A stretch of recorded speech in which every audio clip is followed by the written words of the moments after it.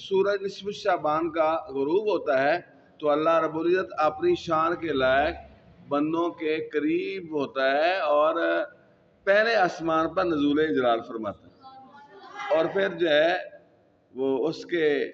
اللہ اس کا کلام ہوتا ہے، بندے اس کے کلام کو دل سے سنتے ہیں کہ وہ فرماتا ہے کہ ہے کوئی جو ہے گناہوں سے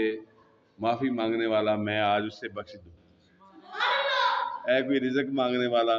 میں اس کو رزق دوں، ہے کوئی بڑی بڑی بلاؤں سے نجات اور عافیت مانگنے والا، میں آج اسے اپنی رحمت کی پناہ دے دوں۔